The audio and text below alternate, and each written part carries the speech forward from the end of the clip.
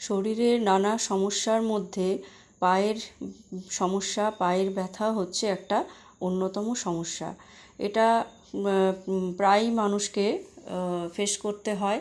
অতিরিক্ত ওজন বাড়ার জন্য, নার্ভের সমস্যার জন্য বা বয়সকালে ক্যালসিয়াম কমে গেলে আমাদের হাঁটু ব্যথা, পায়ে ব্যথা এই সমস্ত সমস্যাগুলো আমাদেরকে ফেস করতে হয়।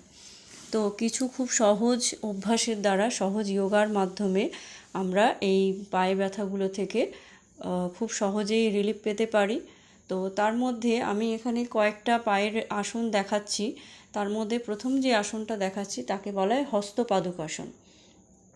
এই হস্তপাদুকাসন করার নিয়ম হচ্ছে ডান হাত বাঁ পা সবসময় অপোজিট হাত এবং পা দিয়ে দুটোকে এমনভাবে ধরে টান টান করে দাঁড়াতে হবে যাতে পা এবং হাত দুটোই টান টান থাকে এবং নিঃশ্বাস ধরে 10-20 কাউন্ট করতে হবে এবং অ্যাট এ টাইম 2 থেকে 3 বার অভ্যাস করতে হবে।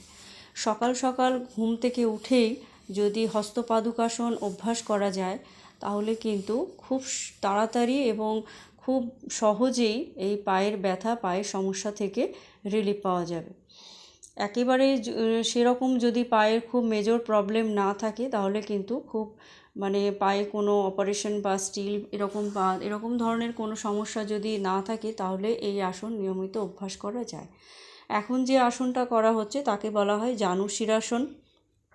দুটো পা সুন্দর করে স্পেস নিয়ে আমাদেরকে হাতটা একদম পেছন দিকে টান টান করে ধরে আর জানু হাঁটুতে মাথা টাচ করতে হবে। এইভাবে এই আসন অভ্যাস করতে হয়।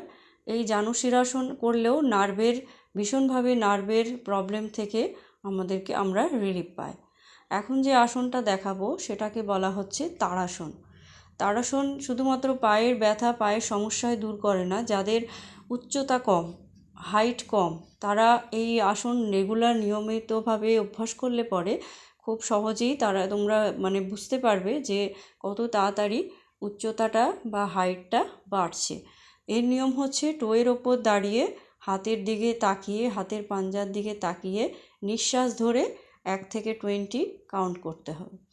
এই আসনও নিয়মিত অভ্যাস করলে পরে এবং এতে পেটেরও প্রবলেম, যাদের কনস্টিপেশনের প্রবলেম আছে তারাও কিন্তু তাড়াসন করলে খুব ভালো রেজাল্ট পাবে। তো এই 3টে পরপর আসন সকালে ঘুম থেকে উঠে করে নিলে কিন্তু পায়ের ব্যথা একেবারে ম্যাজিকের মতো চলে যাবে।